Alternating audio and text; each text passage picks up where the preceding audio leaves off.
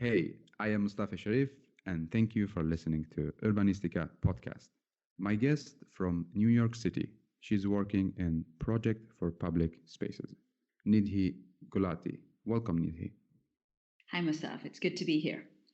Thank you so much for your time, and I'm looking forward this episode. Me too. I have a lot of questions to you, but I would love to start with you. You are the storyteller. Well, tell me about you. Tell me about your passion and tell me about your journey in Project for Public Space organization. Yes. So my name is Nidhi Gulati, as you said. I'm a senior director at Project for Public Spaces. I consider myself a social impact professional, and built environment is my area of expertise. I'm a born and bred Indian. I live in New York City and I work worldwide. What drives me to do the work that I do is that I really like cities, but cities where I can actually get around and get around autonomously. Because I'm a non-driver, I've never learned how to drive a car, and my access to cities and my freedom tends to be very affected by that fact, especially American cities and other countries with sprawling autocentric development. So my ability to explore cities has a really deep impact on the work that I do, and I really like exploring them, as I said. I'm also really passionate about the topic of child-friendly development, and development that prioritizes growth of young children into independent living beings in our built environment, development that supports their social, physical, and psychological well being, and especially children who live in traditionally marginalized and lower income communities with fewer means to work with. What brought me to this work to New York is, as I said, I'm a born and raised Indian. I studied architecture, and one primary reason I studied architecture was because I didn't want to study engineering. I didn't know a lot about architecture. I just knew that it was a creative field and it was not engineering. And I went and got a 5-year Bachelor of Architecture degree. I was working in New Delhi in a really great architecture firm. But I realized that I was less interested in independent buildings and I was more interested in the space outside of buildings. Gardens, parks, streets, the in-between spaces were what always interested me a lot more than independent buildings. So I decided to go back to graduate school to study the in-between spaces, and I went to graduate school in Texas. So you can imagine my non-driver self moving from New Delhi, India, or really a small town of 28 million people, to a sprawling college town in Texas, College Station. And I remember that feeling of first time coming out of the airport in Houston and seeing all the freeways and nobody was walking. And I thought to myself, where is everyone? Exactly. And I took a shuttle from Houston Airport to College Station to go to my apartment. And I asked my roommate, how do I get back to Houston? And she told me, you take the shuttle again. Well, the shuttle was really expensive for a graduate student to take all the time. And so the backup option was that you ask someone for a ride in their car or you drive. And I remember asking her, the name of the town is College Station. Where is the station? And I was told that the station shut down to passenger trains many decades ago. That it was just a name, and it was just. Well, that's a really sad story. And I remember my first night in America, really thinking, did I make a mistake? Did I just get trapped? Because I don't drive. So 10 years into the future, here I am, and I think a lot about cities. I think a lot about transportation. I think a lot about how we design our cities and the impact that has on people's sense of autonomy and sense of self, because I've personally been in a place where my sense of autonomy and independence was extremely challenged because I chose not to drive. So that's what brought me to this work. I know it sounds sad, but I say this story again and again because it drives me. Yeah, I think the story is very good and it's very inspirational. That you're like the real user of what we're planning for. Exactly. And what's what's still really important to know is that even though my lifestyle didn't change tremendously between Delhi and College Station, Texas, I did quadruple or more my carbon footprint because I was living in a place where even if I didn't drive, there was all the freeway infrastructure to support me driving, and there was multiple parking lots outside grocery stores and a hospital and everywhere reserved for me because I now was part of the census. I was part of the population even when I wasn't driving. So I still tremendously increased my carbon footprint by changing that zip code. And I think that's really, really important to remember. Yeah, yeah. You became part of the system. I became part of the system, exactly. Now you're working for a project for public space. Mm-hmm. And how long have you been working in this organization? And if you'd like to tell us more about it. Sure. I started at Project for Public Spaces in early 2013 as a transportation advocate because, of course, my qualification was that I was a non-driver. So I was inherently motivated to change transportation. And that's where the journey started. I've held several positions at the organization. I've been a project manager. I've been a program manager for the transportation program to now being the senior director for programs and projects. Project for Public Spaces is a nonprofit, non-government planning and design organization based in New York City. We were founded in 1975 by Fred Kent, Kathy Madden, and Steve Davies to start to change the way people designed public spaces and cities. Our organization has a vision of a world where members of the community get to envision what their public spaces look like, how they're designed, how they're programmed, and how they're managed, irrespective of their social, economic, cultural, and racial status. So we strongly believe that great public spaces lead to great communities, and we're driven to create these communities. And it's really that mission that has allowed us to be here after 45 years. It has allowed us to work in more than 3,000 communities in 52 countries, I believe. And what we've been practicing in all these countries and finessing for the past 45 years is the placemaking process. That's really what we championed, and it's our approach to a human-centered planning and design. Yeah. Because placemaking really honors the needs, desires, and preferences of the people that use them in every aspect of design of their public realm. Placemaking and public space making, many people think that it's trendy now, but what I know is it's not actually something new for us in city planning. Like, right. For example, for you have been working in this field for more than 40 years. So it's not a really a new topic for our cities. It is not. It is not. At the heart of the term placemaking is the word place. And what that means is there's a lot of theory kind of defining what place means.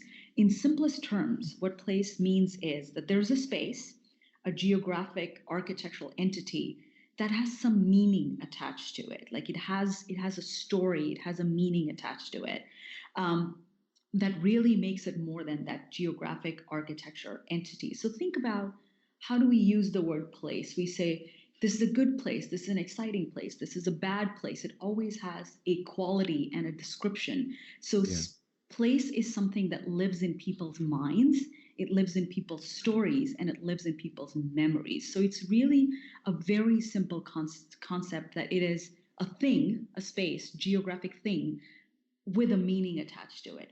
And it doesn't even have to always be a positive meaning. Sometimes the meaning is really negative. As I said, sometimes people say this is a bad place, or this is a terrifying place, or this is an unsafe place.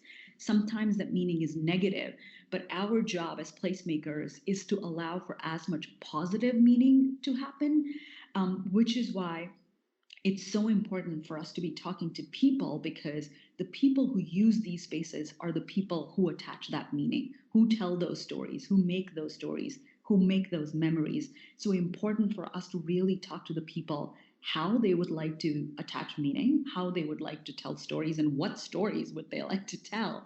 Exactly. Right. So it's a really simple process, the way we've always practiced it. But now, social media is a big thing, big media is a thing, and people have heard about it. People have seen the impacts of good placemaking projects. and it's become very trendy. But the underlying process, as you said, doesn't change. It's relevant now, and it will continue to be relevant in the future. Yeah.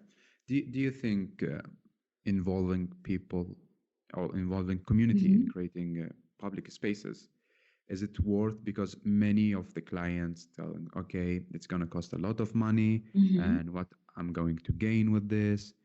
So it's a kind of waste of money and time and energy. Right.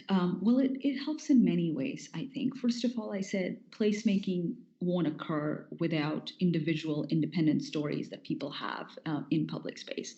And without that, it won't be a place. It'll just be an architectural entity. So I think just from a process perspective, it's very important to be talking to the user to really understand how they want to use it. The other thing is, we're in a world where a lot of places are starting to look alike. They're starting to look like each other. Yes. And if we have to create unique experiences and unique places, we have to really understand what is unique about that space to begin with. And who can better tell you what's unique about a place than the people who live there and the people who experience it on a daily basis? So it allows really to build that uniqueness in a space. Another thing it really helps with is that when you make people feel like they belong, give them a sense of agency, give people a voice, they feel more attached to the outcome. They feel more attached to the public space that's created in the end, which means they care about it more. They would want to invest in it. They would want to spend time there, and they would want to help take care of that space. So it allows us to really build this wealth of stewards and ownership among people who really want to use it, and then it allows people to really exercise their rights as citizens of a country and citizens of a world. This is where you come together outside of your homes, and this is what allows communities to thrive. So if you expect people to thrive and communities to thrive, it's important to understand from them, what kind of places they want to see.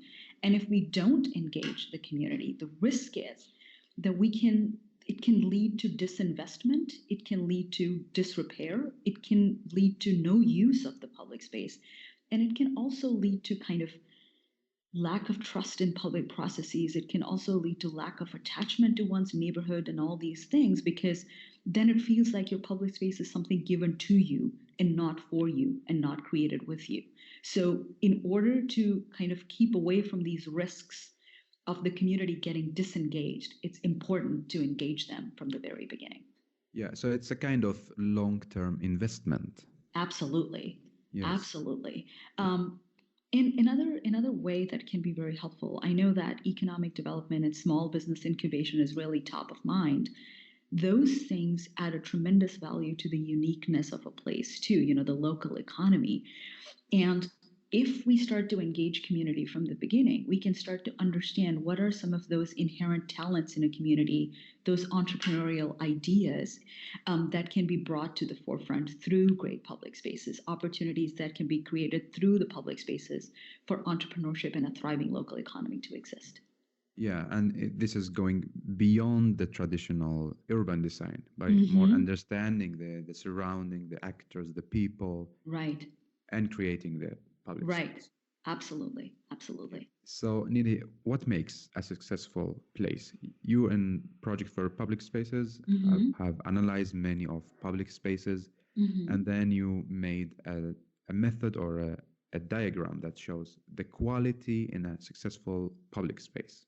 So the first and foremost, I would like to say a great public space is the one that responds to the needs of the community where it is. So it's very important for us to first ask, who is this public space for?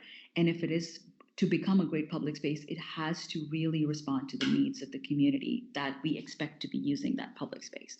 So that's the first criteria. Then I would add that after synthesizing and looking at places around the world for the past 45 years, we've come up with this diagram that you can find on our website, of what makes a great place. Yes, and it's a beautiful circular, colorful diagram. Yep, I love with it. four quadrants. And it really boils down the ingredients for a great public space into four big categories. The first is uses and activities. So again, once we figure out who the public space is for, it's important to think about what would they want to do in a public space, what kinds of uses and things and activities and experiences would really attract those people and allow them to create, again, I'll keep going back to create those memories that people Very want to good, very create. good. Because this is um, the core. that's the core of it, exactly, that the stories that people want to be able to tell. So what are the uses and activities that would really attract the community to come to the public space and use it? The second one I would want to say is access and linkage, all the ways that we access a public space, physically, on foot, by cycles, by public transit, however, also how we visually and through sounds and through other tactile measures, how do we access a public space? Because if we can't get to it, then what good is the space? It's important for people to safely and conveniently be able to get to a place. Once we get the people there, then the third ingredient comes in of comfort and image. Human beings, human species are very, very sensitive to this idea of comfort. The moment we feel uncomfortable in a space, in a conversation, in a relationship, we tend to try and want to leave. We tend to try and leave as soon as possible. So, for a public space to be a great public space, it has to be comfortable for people so that they would want to stay and not leave. And this idea of comfort is also very community specific because every individual defines and feels comfortable in a different way. It's not one universal definition. It varies significantly based on your gender identity, your culture, your race, and all the things that make us who we are. The idea of comfort changes pretty significantly. And once people feel comfortable, it's really important to think about sociability. Will people be able to build a social capital by visiting this public space? Will they be able to have tiny social encounters like, exchanging eye glances or a smile, maybe somebody saying good morning, or maybe two people sitting together and having a conversation for hours? Like, that idea of sociability can vary pretty significantly from being in the same space with other people all the way to like hanging out with your friends for multiple hours. So those four ingredients combined is what makes really great public space. But as I said, it's really important to think about how those four apply to particular populations because it's not the same. No two communities are the same. No two people are the same. So it's really important to make it about the people and the community so you can get to that right recipe from these ingredients. Yeah, exactly. And under these four categories, there are Mhm. many subcategories that help to understand or to analyze a Mhm. space.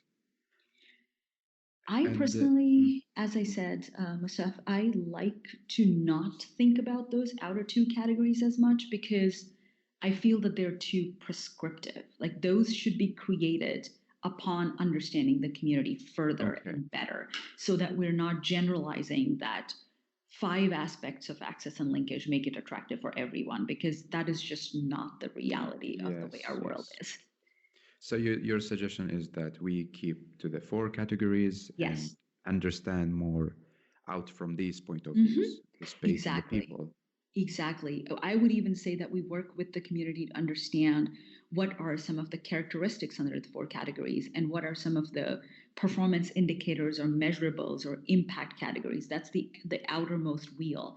That should absolutely be created with the community so that we're not saying that rising property values is always a good thing, because we know that it's not always a good thing. So Yeah, those measurables and those impact statements should really also be created with the community. So the inner four, yeah, the core four is what I'll stick with.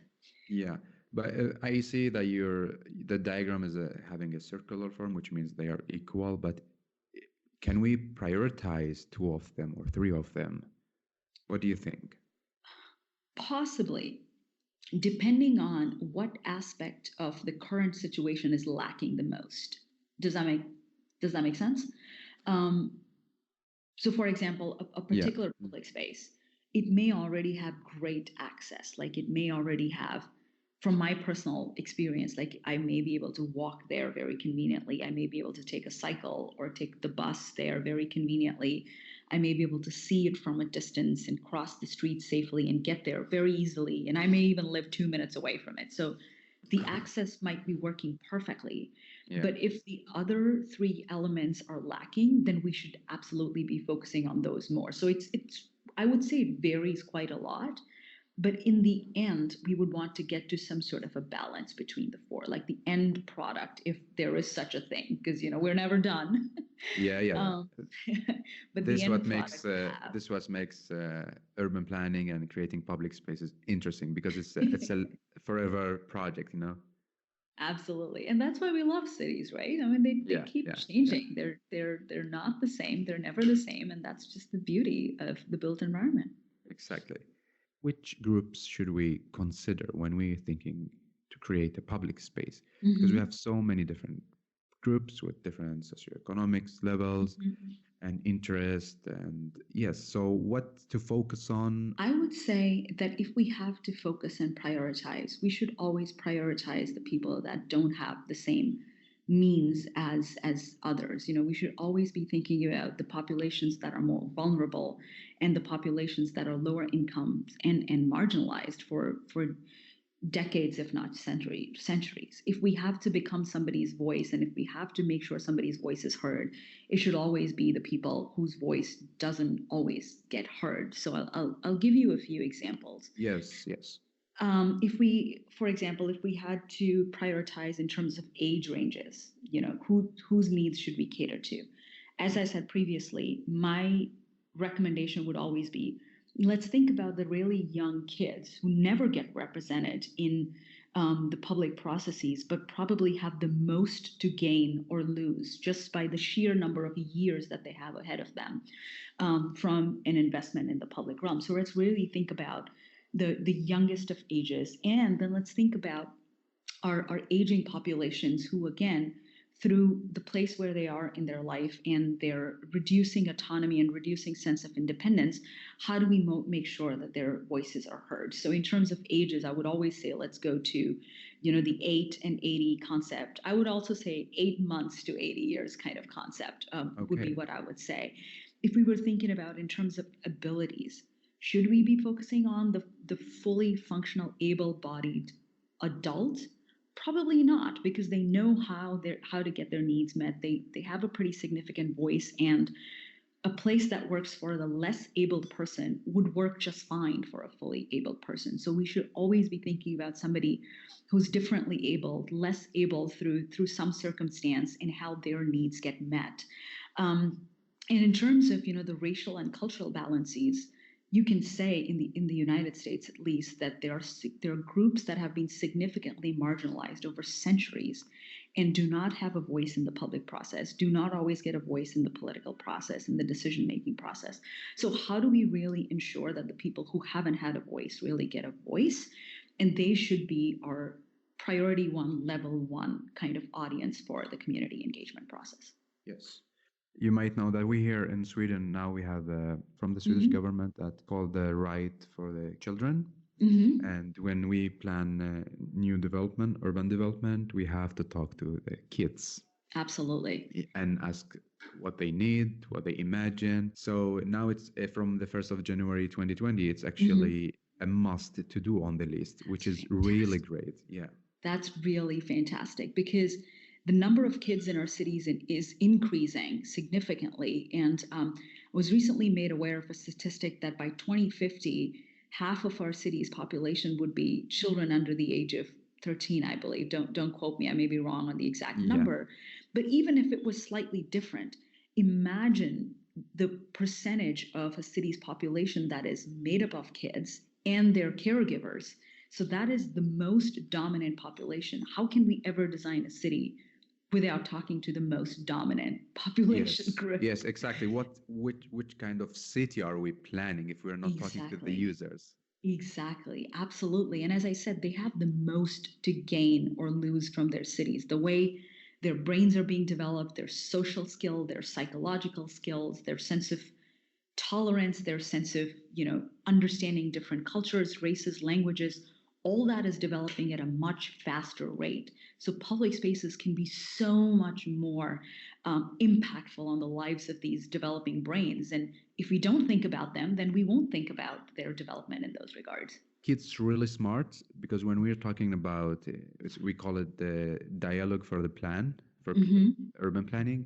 Mm-hmm. So we asked them for a suggestion that how they want to develop the area, and Mm-hmm. they just come with a fantastic idea. So it's super useful to talk with them to get inspiration from them.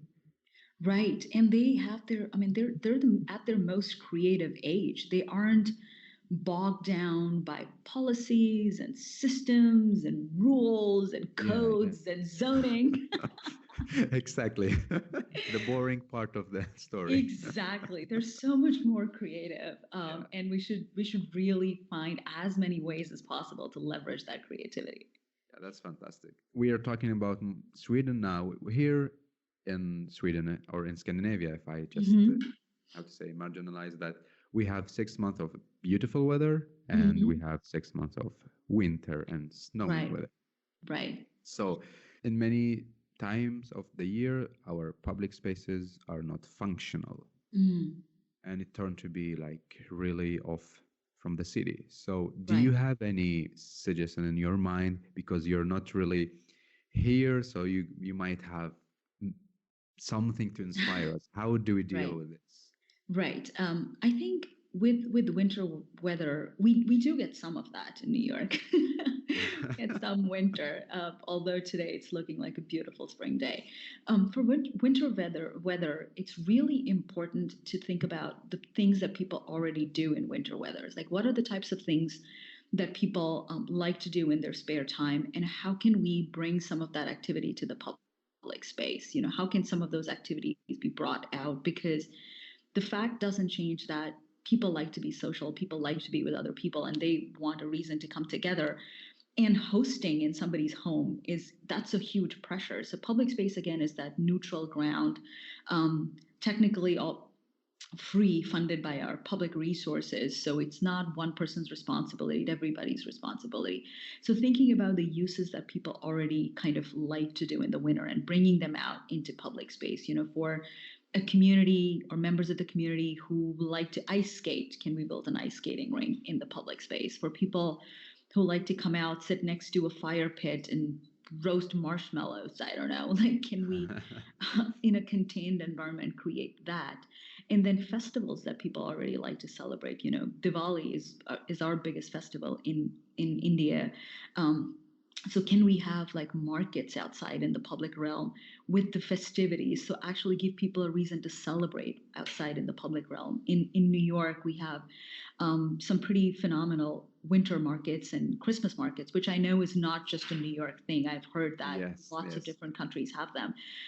So the things that people already like to do, the things that people already celebrate, how can we celebrate them in the public realm and use that as kind of, the playground, for the lack of a better word, for these celebrations to occur in small and subtle ways? Because if we give people a reason to be out there in the public realm and account for their comfort and account for their access and the social value they're seeking, people would come out, maybe not in the same numbers as a good summer day, maybe not stay as long as a good summer day, but people do come out. But we have to very deliberately create those reasons for people to come out and allow for those uses and celebrations to occur in the public space. Yeah, so if I understand you correctly, it's back again that we should encourage people and engage them in creating the winter public space. Absolutely. Absolutely. And we should really have the great place wheel that we were talking about, the four ingredients. We should have seasonal versions of it so we can think about what are the types of uses that would work in the not the best weather and what are the uses that would work in the greatest weather. So if we can have versions of that wheel, we can really get started on a strategy to make sure that people would come out. Yeah, so but you believe that a public space is a livable space, not only a couple of benches and fontaine. It's changed during the year as how the season. Yes. Uh-huh. It should public, and there's no doubt that we need fixed things in public spaces. We sometimes, we need signage, we need water fountains, we do need benches, although benches don't always even need to be fixed. And we Yeah. need either grass or flooring. And so the physical elements are necessary. But the layer of temporary things that come and go, that change over the course of the year, is also very important. Because if the weather is not the same over the course of the year, if people's needs are not the same over the course of the year, then how would a public space that is static work over the course of a year? It cannot be static. It has to have things that change over the course of the year. And they don't always have to be planned markets and festivities. They can also be the ways in which people like to come out and use their own public space. Like, can people come out and use it in a really warm summer day? Is there shade and shelter where they can get some shelter from the sun? And also, when it's raining and it starts to snow, is there places for shelter? So can people really use it in their own ways over the course of a year as well? So it's important to think about seasonality, because that's just the reality that we live with. If we don't wear the same clothes over the course of the year. That's a really good example. Yeah, I mean, we just like everything changes over the course of the year. We eat different foods, we wear different clothes, and how can we expect our Exactly. public spaces Our to space be to the be the same? same. Yeah, it makes Exactly. no sense. It makes no sense. Now, public spaces are kind of trying to be a copy of other successful public spaces Mhm. and not really having their own identity and character. What do you think about? I think it's okay to be inspired, but it's not okay to copy. Because when we copy, we're ignoring the ways in which people are different and their preferences are different and their habits are different and their culture is different. And, all of the things that we talk about, our socioeconomic, cultural, racial aspects have a lot to do with how we like to spend time in our public spaces. And if we've copied, then we are assuming that something that works in New York City, New York, can also work in New Delhi, India. That is just simply not the truth. Yeah. So I think it's okay to draw inspiration, but it's not okay to copy, because that just means that we haven't considered all the nuances, the subtle nuances and ways in which that community is different, and that just means we haven't consulted with the community. Yeah, yeah, exactly, exactly. It's Yeah. anti-placemaking, and I can't say that that's okay. Exactly. And what is your favorite public space that you would love to be there every day? Like when you wake up, you say, "Okay, I want to be there." Do you I have do you have a favorite public space? I have two. I had a very tricky relationship with public spaces growing up in India, because I grew up in North India, and as a child of a middle income family, and a woman, it wasn't always safe for me to be in the public space, and they tend to be dominantly occupied by men, and not always in the right ways. I would say that they are often occupied by men because they're designed by men. The needs of women haven't been considered, which is why that occurs.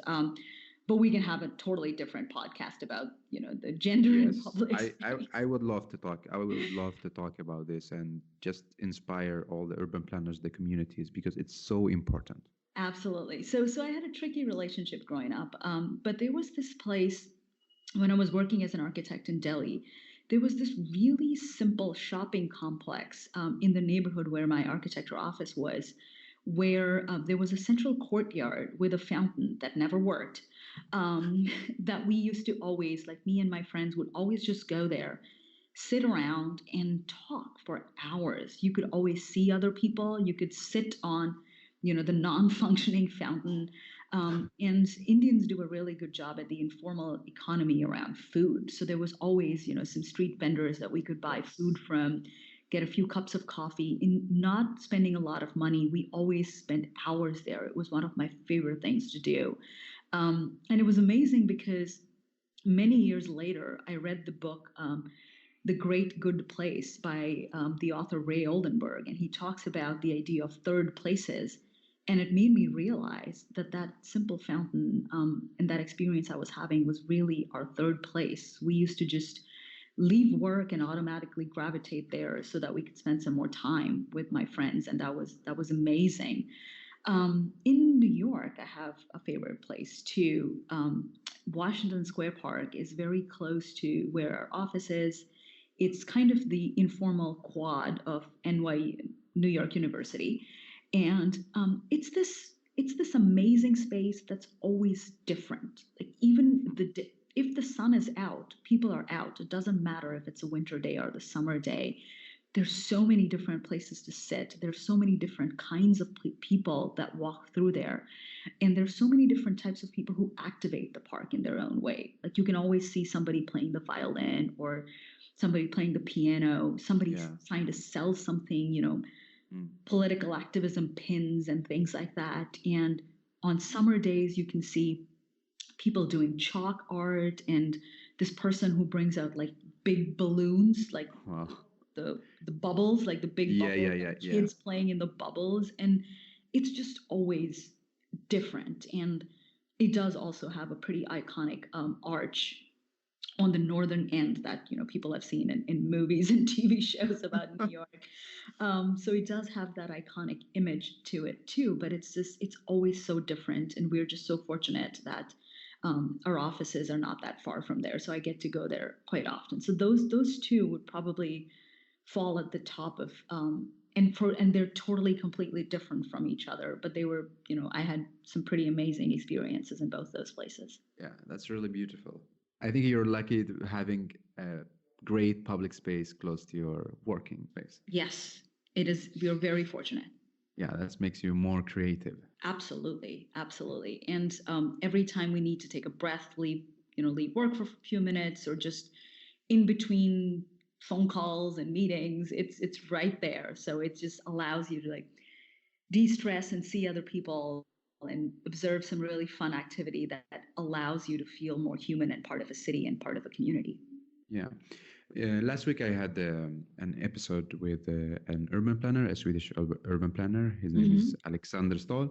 And he made research about the different management of a public space. Right. And he compared Japan to New York, to London and Paris. He found out that in New York you have a private managed public space. Yes. What do you think the consequences of public space financed or managed by private actors? I think it can go either really, really right or really, really wrong really quickly. We are seeing a tremendous decrease in funding to support great public spaces, their building of great public spaces and their management. And when resources are thinning out, it's important to get creative, and it's important to think about other ways in which that funding gap can be filled, because people need good public spaces, and that need has to be fulfilled. So private entities and private enterprises and private monies can really help fill a gap where there is a gap. But when there aren't mechanisms to make sure that the community that lives around the public space will be prioritized and their needs will be prioritized, if there isn't a mechanism to ensure that, it can go very, very wrong very quickly, because it can feel like it's privatized. It can feel like it's for someone else, maintained by someone else and run by someone else. So that's really, really important to think about. How will we make sure that the human-centered, people-centered aspect of that public space will remain even when private investment is being brought into a space? Some places have done an all right job. Other places have not done a good job. And I think everybody knows those examples. Yeah. And another thing to think about is when private entities want to support a public space, we have to think about where would they want to go. The chances of them wanting to invest in a really low income, marginalized community are not that high. And if they want to invest in a community that has lower means, what is the catch? Why are they interested? Are they doing it for their own marketing, their own image? Like all of these things are really important to consider. The perfect case scenario, I would say, is I also study social impact a lot, social enterprises. And one of the things about social enterprise and social innovation that's very easy to kind of understand is that social innovation occurs at the intersection of the public sector, the private sector, and the the public sector, the private and business sector, and the impact sector. The impact sector is where nonprofits, philanthropies, grassroots activists, and everybody fits in the impact sector, making sure everybody else is doing what's right for the greater community. Yes. The public sector is where our government sits. But then the private and the business sector is also very important, especially in a capitalist country like the United States. it is also a very critical part of how the world functions and how cities get designed and function. So if we can layer in all three of those, is when I think you'll get the best model, not the dominance of any one of the three, but kind of a combination and layering of all three, I think is where we want to get to in the future. Yeah.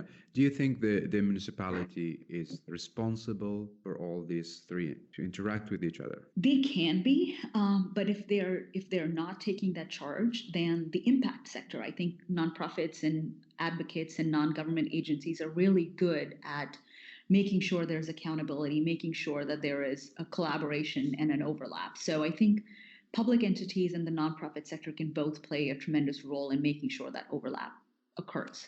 Yeah, it's a really big challenge to create a great public space. Right. Yeah. Absolutely. What do That's you why I think? have a job. Yeah.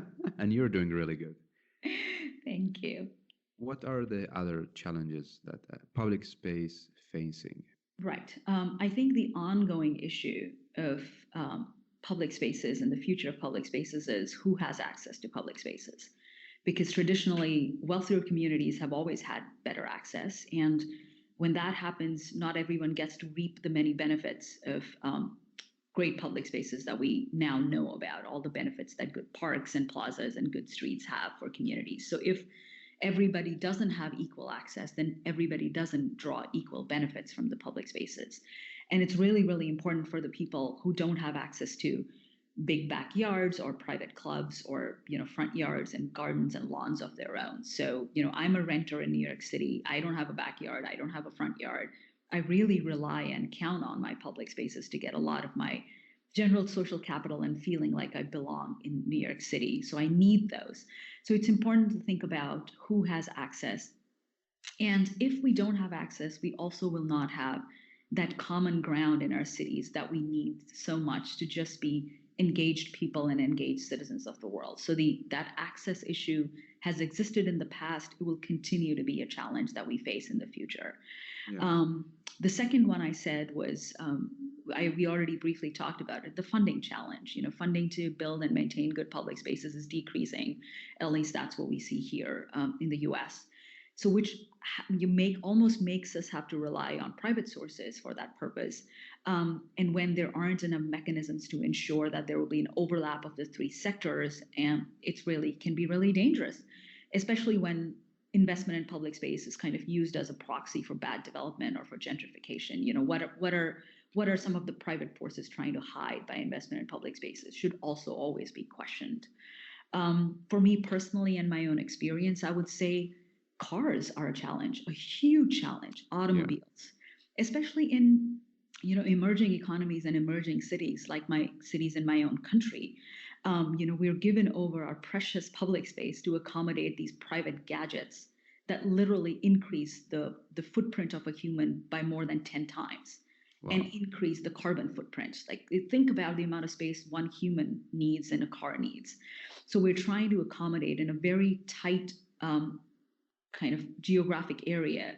We're trying to accommodate these private gadgets that just take so much more space and basically killing our planet. So cars will continue to be a huge challenge. And then climate change, the pressures on our public spaces are tremendous.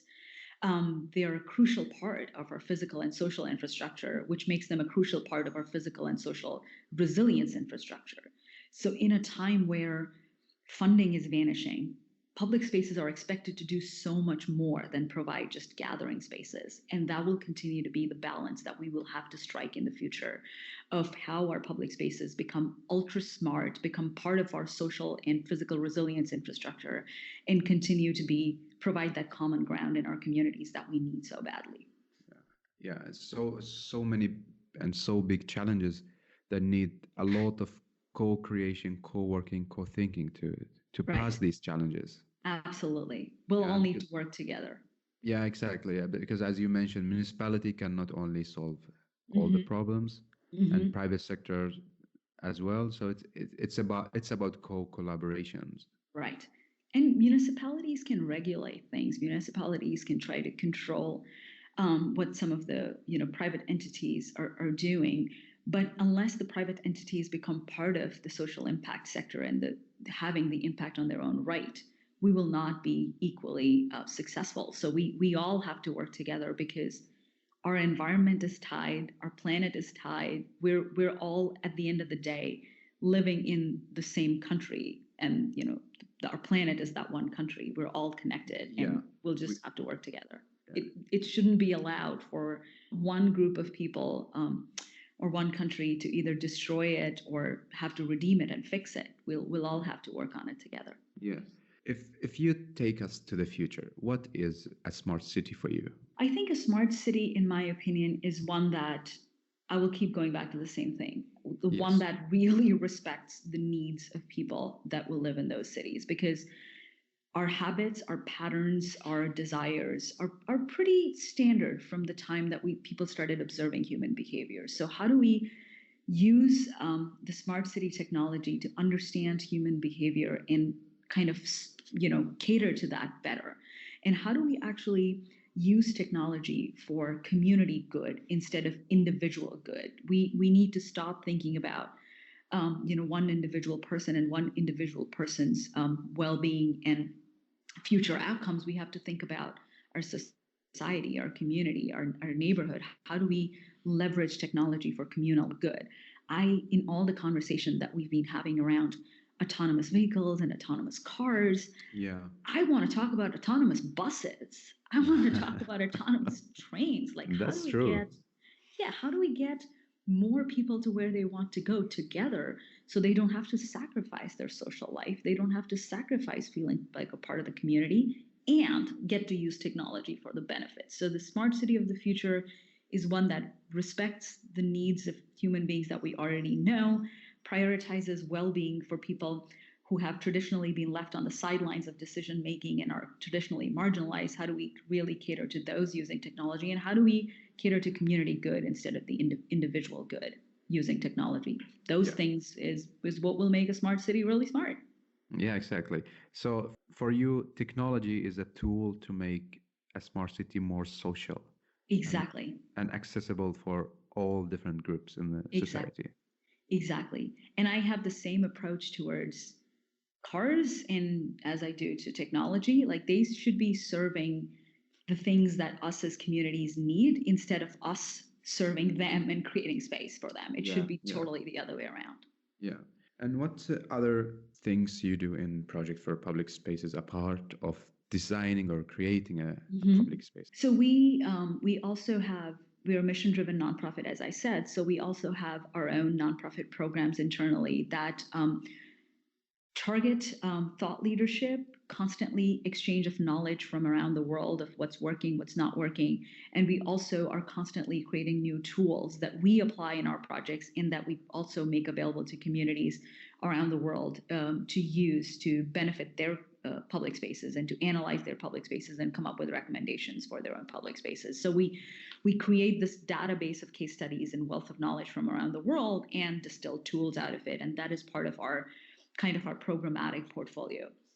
In addition to that, you might know, Mustaf, we also do a lot of conferences and in-house trainings. The in-house trainings are more about kind of sharing of the tools and sharing of the knowledge that we have, and then learning from our participants to continue to refine our practice. So that allows for that two-way education to occur in-house. And we also do out-of-house trainings where we would travel to a particular community and conduct trainings to exchange our tools and then gain tools from them.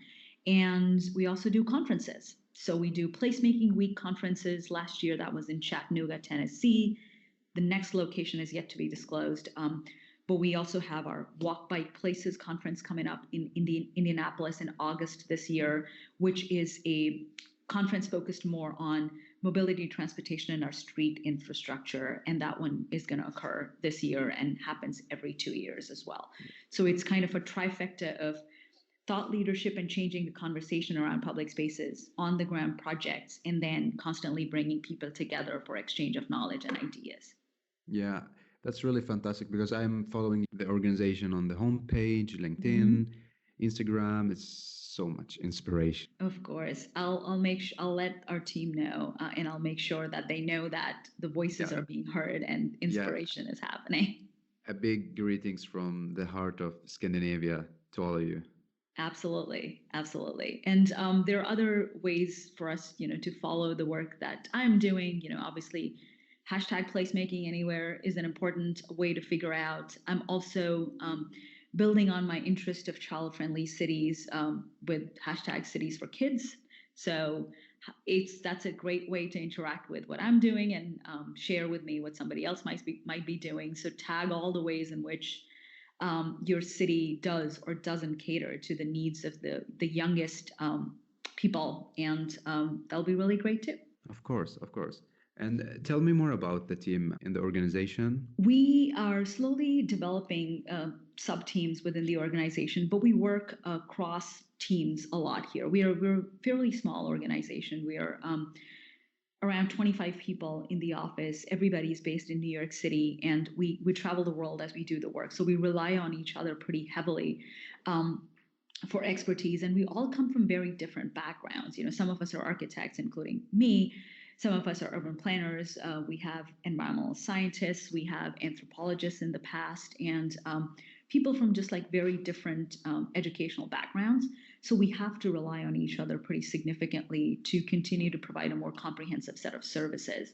But we're slowly developing our teams internally around particular program areas. It's not fully come to fruition yet, but hopefully we'll be able to get to that in the relatively near future.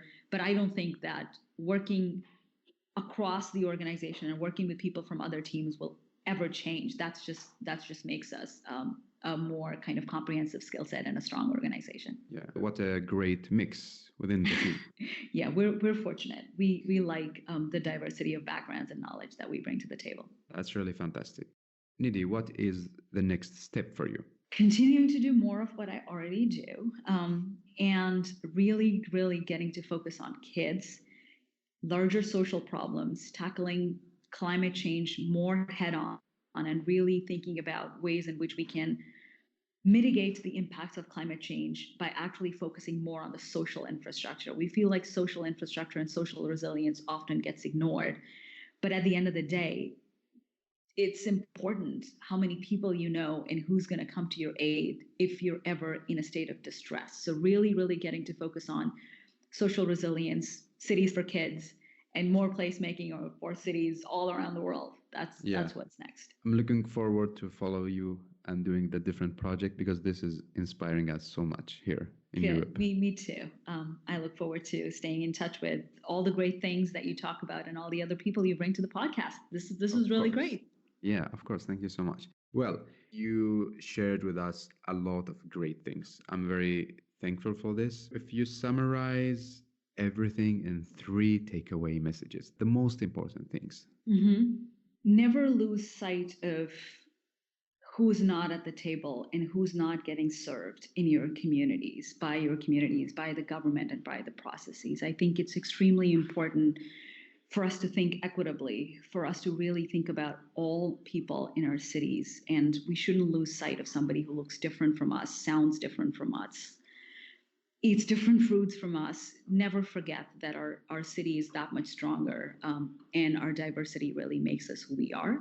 So never lose sight of who you don't see in your daily lives and their needs. That's really, really important. I also want people to really get excited, but also a little bit scared about what climate change is doing to our cities, and the kind of planet that we're leaving behind for the future generations.